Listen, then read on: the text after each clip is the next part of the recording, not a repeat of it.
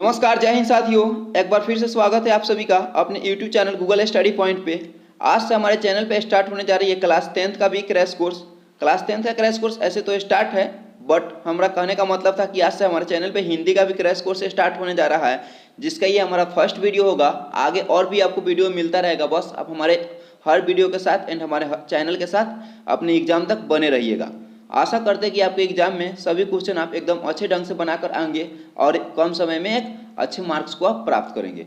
चलिए स्टार्ट करते हैं हम अपने वीडियो को, जिसका बिना किसी देरी के अगर आप हमारे चैनल पर नए हैं तो प्लीज़ चैनल को सब्सक्राइब एंड बेल आइकन को क्लिक कर लीजिएगा, ताकि हमारे आने वाली सभी वीडियो आपको समय टू समय मिलता रहे। स्टार्ट करते हैं अपने फर्स्ट क्वेश्चन को, जो कि हमारा हिंदी क्रैश कोर्स है, जिसका ये पार्ट 1 है, जैसा कि यहाँ पे लिखा हुआ है। जिसका फर्स्ट क्वेश्चन है हमारा, श्रम विभाजन और जाति प्रथा के लेखक कौन है। जो कि हमारा चैप्टर है हिंदी का श्रम विभाजन और जाति प्रथा, उसका आपको बताना है कि लेखक कौन है। श्रम विभाजन और जाति प्रथा के लेखक कौन है, जिसका ऑप्शन ए है डॉक्टर राम मनोहर लोहिया, बी है बाबा साहेब भीमराव अंबेडकर, सी है महात्मा गांधी और डी है डॉक्टर संपूर्णानंद। तो देखिए, श्रम विभाजन और जाति प्रथा के लेखक है हमारा बाबा साहेब भीमराव अंबेडकर, अर्थात ऑप्शन नंबर यहाँ पे बी हमारा सही होगा। देखते हैं अगले प्रश्न को, जो कि हमारा प्रश्न 2 है कि लेखक के दृष्टि में विडंबना की बात क्या है। लेखक की दृष्टि में विडंबना की बात क्या है, जिसका ऑप्शन ए है जातिवाद के पोषकों की कमी नहीं है, बी है जातिवाद के पोषक नगण्य है, सी है आर्थिक दृष्टि से जातिवाद उचित है, डी है जातिवाद लोकतंत्र के विरुद्ध नहीं है। तो देखिए, हमारा क्वेश्चन नंबर 2 था कि लेखक की दृष्टि में विडंबना की बात क्या है। तो लेखक की दृष्टि में विडंबना की बात है जातिवाद के पोषकों की कमी नहीं है। क्या है हमारा जातिवाद के पोषकों की कमी नहीं है, अर्थात यहाँ पे ऑप्शन नंबर हमारा ए सही होगा। देखते हैं अगले प्रश्न को, जो कि हमारा प्रश्न नंबर 2 है कि लेखक की दृष्टि में आदर्श समाज कैसा होना चाहिए। लेखक की दृष्टि में आदर्श समाज कैसा होना चाहिए, जिसका ऑप्शन ए है हमारा जिसमें स्वतंत्र, समता और भ्रातृत्व का भाव हो, बी है जिसमें सभी धनी हो, सी है हमारा कि जिसमें सभी पढ़े लिखे हो और डी है जिसमें सभी स्वस्थ हो। क्या है डी है हमारा जिसमें सभी स्वस्थ है।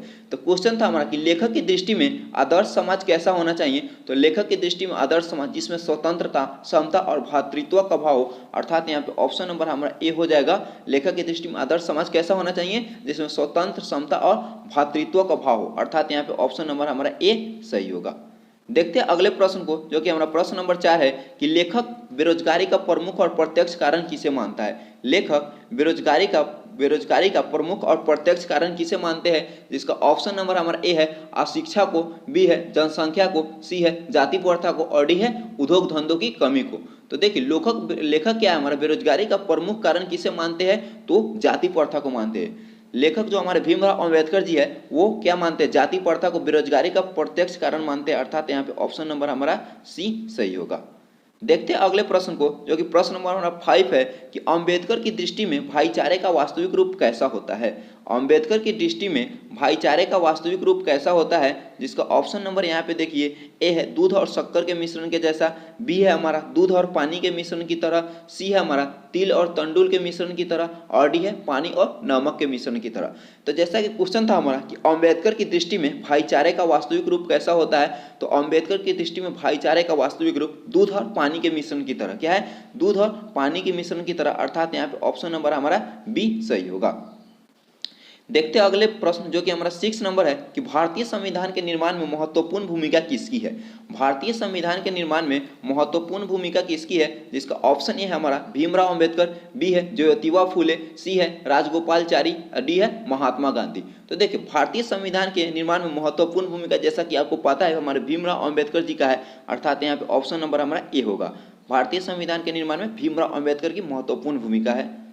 देखते हैं अगले प्रश्न को, जो कि हमारा 7 है कि सभ्य समाज की आवश्यकता क्या है। सभ्य समाज की आवश्यकता क्या है, जिसका ऑप्शन ए है जाति प्रथा, बी है श्रम विभाजन, सी है अणुबम और डी है दूध पानी। तो सभ्य समाज की आवश्यकता जो है हमारा वो है श्रम विभाजन। क्या है सभ्य समाज की आवश्यकता हमारा श्रम विभाजन, अर्थात यहाँ पे ऑप्शन नंबर हमारा बी हो जाएगा।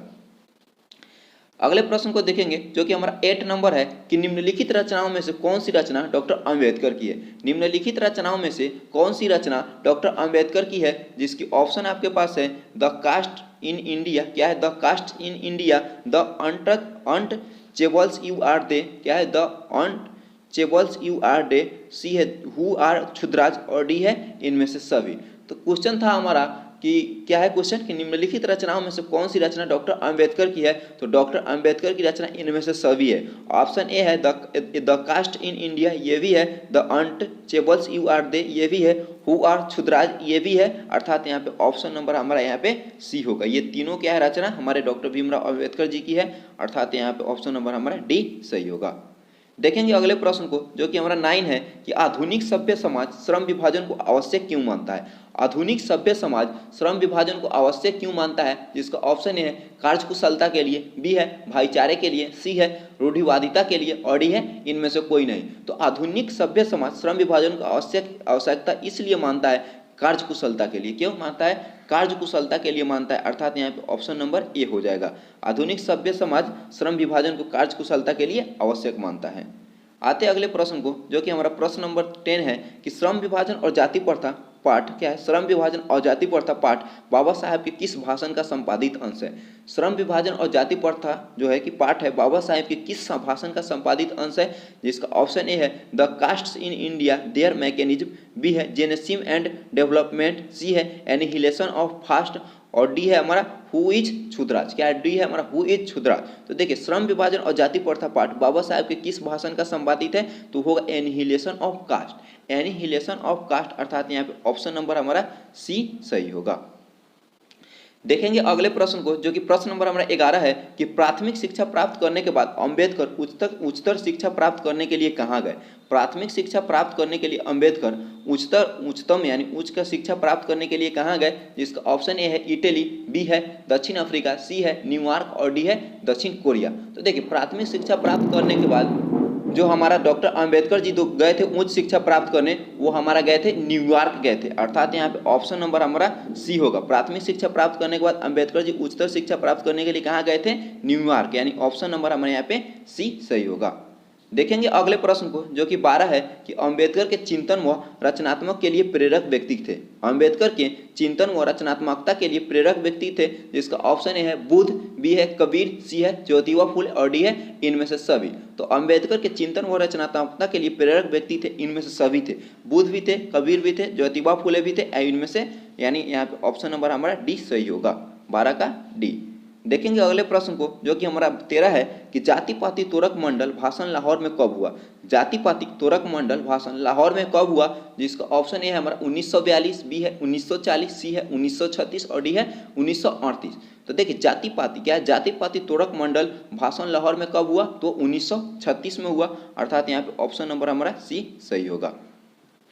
अगले प्रश्न को देखते हैं जो कि हमारा 14 है कि श्रम विभाजन और जाति प्रथा क्या है। श्रम विभाजन और जाति प्रथा क्या है, जिसका ऑप्शन ए है कहानी है, बी है भाषण है, सी है निबंध है और डी है साक्षात्कार है। तो श्रम विभाजन और जाति प्रथा हमारा क्या है, वो एक निबंध है, अर्थात यहाँ पे ऑप्शन नंबर हमारा सी होगा। श्रम विभाजन और जाति प्रथा क्या है, एक निबंध है। देखते हैं अगले प्रश्न को जो कि हमारा 15 है कि अंबेडकर के भाषण एनिहिलेशन ऑफ कास्ट को किसने हिंदी में रूपांतरण किया। अंबेडकर के भाषण एनिहिलेशन ऑफ कास्ट को किसने हिंदी में रूपांतरण किया, जिसका ऑप्शन ए है ललई सिंह यादव, बी है किशोरी लाल, सी है मोहन वाजपेयी और डी है इनमें से सभी। तो देखिए अंबेडकर के भाषण एनिहिलेशन ऑफ कास्ट को किसने हिंदी में रूपांतरण किया, तो ललई सिंह यादव ने किया, अर्थात ऑप्शन नंबर यहाँ पे ए हमारा सही होगा। देखते हैं अगले प्रश्न को जो कि हमारा प्रश्न नंबर 16 है कि अंबेडकर का जन्म किस परिवार में हुआ था। अंबेडकर का जन्म किस परिवार में हुआ था, जिसका ऑप्शन ए है ब्राह्मण, बी है क्षत्रिय, सी है दलित और डी है कायस्थ। तो देखिए जो अंबेडकर का जो हमारा जन्म हुआ था वो दलित परिवार में हुआ था, अर्थात यहाँ पे ऑप्शन नंबर हमारा सी सही होगा। अंबेडकर जी का जन्म दलित परिवार में हुआ था। देखते हैं अगले प्रश्न को जो कि हमारा 17 है कि लेखक को इस युग में कहाँ पर विडंबना दिखाई दिया। लेखक को इस युग में कहाँ पर विडंबना दिखाई दिया, जिसका ऑप्शन ए है जातिवाद में, बी है नारीवाद में, सी है निर्विवाद में और डी है परिवारवाद में। तो लेखक यानी भीमराव अंबेडकर को यहाँ पे जातिवाद में विडंबना दिखाई दी, अर्थात यहाँ पे ऑप्शन नंबर हमारा ए सही होगा। अगले प्रश्न को देखते हैं जो कि हमारा 18 है कि डॉक्टर अंबेडकर के माता का नाम क्या था। डॉक्टर अंबेडकर के माता का नाम क्या था, जिसका ऑप्शन ए है रानीबाई, बी है कुंतीबाई, सी है शीलाबाई और डी है भीमाबाई। तो भीमराव अंबेडकर यानी डॉक्टर अंबेडकर के माता का नाम जो था हमारा भीमाबाई था, अर्थात यहाँ पे ऑप्शन नंबर हमारा डी सही होगा। देखेंगे अगले प्रश्न को जो कि हमारा 19 है कि डॉक्टर अंबेडकर ने पीएचडी की उपाधि धारण की। डॉक्टर अंबेडकर ने पीएचडी की उपाधि धारण की कब की? 1920 ईस्वी में या 1918 ईस्वी में या 1916 ईस्वी में या 1914 ईस्वी में। तो देखिए डॉक्टर भीमराव अंबेडकर ने पीएचडी की जो उपाधि धारण की वो 1916 में की, अर्थात यहाँ पे ऑप्शन नंबर हमारा सी सही होगा। पीएचडी की उपाधि डॉक्टर भीमराव अंबेडकर 1916 में धारण की। अगला प्रश्न को देखते जो कि हमारा लास्ट प्रश्न होगा कि the caste in India their mechanism किनकी रचना है। The caste in India their mechanism किनकी रचना है? तो हमारे भीमराव अंबेडकर जी की रचना है, अर्थात ऑप्शन नंबर हमारा यहाँ पे ए सही होगा। The caste in India their mechanism किनकी रचना है? वो भीमराव अंबेडकर जी की है, अर्थात ऑप्शन नंबर यहाँ पे ए सही होगा। चलिए जैसा कि आपको पता है हिंदी का और भी पार्ट इसके बाद भी आएगा, ये पार्ट हमारे यहीं पे समाप्त होता है। हर वीडियो में आपको टॉप 20 क्वेश्चनों को सिलेक्ट करके लाया जाएगा, जिसका ये वीडियो यहीं पे समाप्त होता है। अगर वीडियो आपको अच्छा लगा हो तो वीडियो को लाइक जरूर कीजिएगा एंड चैनल को भी सब्सक्राइब कीजिएगा, ताकि हमारी और भी वीडियो हम आपके लिए लाते रहे, हमारी कुछ मनोबल बढ़े। ठीक है, and thank you for watching video. जय हिंद, जय भारत।